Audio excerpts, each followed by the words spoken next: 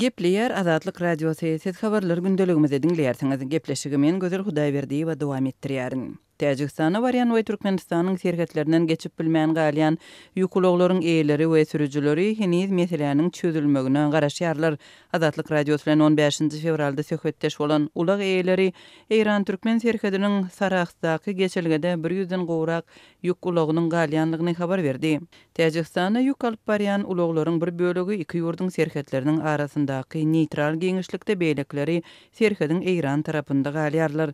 Täjikistanyň Global Plus transport şirketiniň eýesi Parviz Şaripowyň 15-nji fevralda Azatlyk Radiosyna aýtmagyna görä, häzirki wagtda şirketiň 5 ýük ulagy serketde galýar. 2 недели тому назад, как наши машины там находятся. Olar 2 hepde bäri 3-nji fevraldan soň şol ýerde galýarlar. Olar üçin serket geçirgesini ýapdylar. Serketçiler sebäbini düşündirmeýärler diýip Şaripow aýtdy. Пограничники закрыли, они ничего не говорят. Onuň sözlerine görä şirketiň eýeçiligindäki ulaglaryň sürüjüleri günüň ikinji ýarymynda ýene serketçilere ýüzlenip geçmäge ruhsat soradylar. Emma olara entek ruhsatyň ýokdugyny aýdypdyrlar.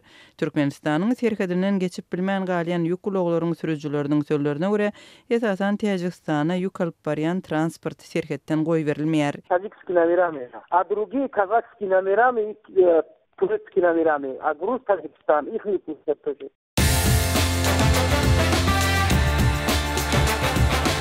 Дорогие радиослушатели, информация «Радио Азатлык» теперь доступна и на русском языке. Наш сайт на русском rus.azatxabar.com.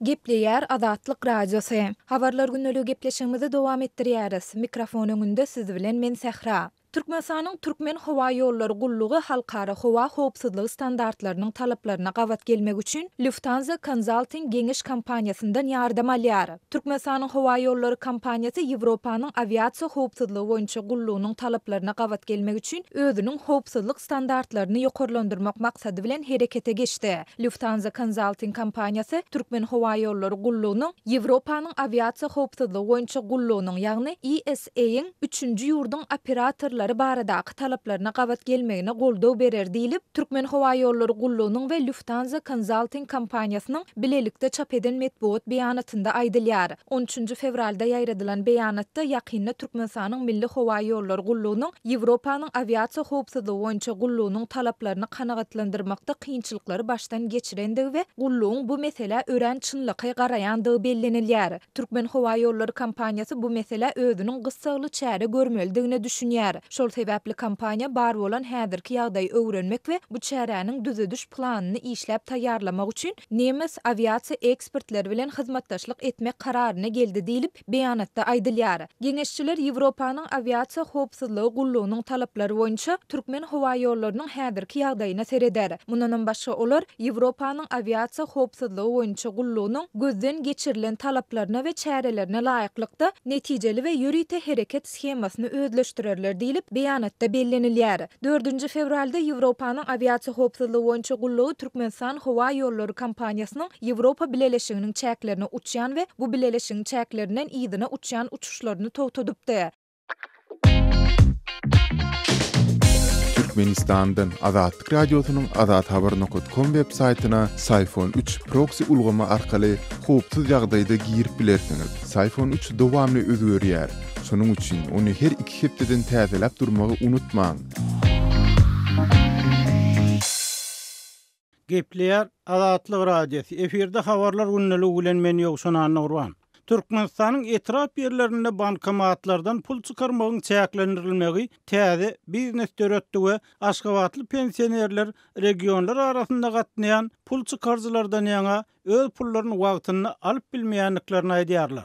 Bu ýagdaý bankomatlaryň öňünde gyýkalyk galmagynyň turmagyna hem sebäp bolýar. Şeýle gyýkalyk 13-nji fevral güni Aşgabatyň Göýrogul köçesiniň uğruna Halk Bankynyň hemde Köpetdağ etrabynyň salgy tullugynyň ýerleşýän jaýynyň ýanynaky bankomatlaryň öňünde turdy. Galmagaly bir ýigidiň 10 çemesi plastik kart bilen pul çykarmagy sebäp boldy. Onuň elinde ýene 5-6 karty bardy. Ýerine nowaty duran ýaşuly inim, bize de gezek gör. Birinciden wagtymyzy alýan, ikinciden pul utarýar diýip wakanyň şaýatlar Azatlygyň habarçysyna görüň berdiler. Emma üniversite kart bilen pul çıkaryan ýigit höçjötlük etdi we nowatda duran onlarça adamyň täzeden nowatda durmak teklifini kabul etmedi. Netijede barha ýokarlanýan gyýkylyk köpgüne bankyň goragçylary goşulyp dagwalaşýanlar araradylar we polisiýa telefon etdiler. Polisiýa işgärleri patrul maşyny bilen gelip galmagalyň sebäbini anykladylar we 50-15 kartly ýigidi özleri bilen alyp gitdiler diýip şaýatlar aýtdylar. Aşgabat şäheriniň Köpetdag etrap polisiýa bölüminiň näkçeşmäniň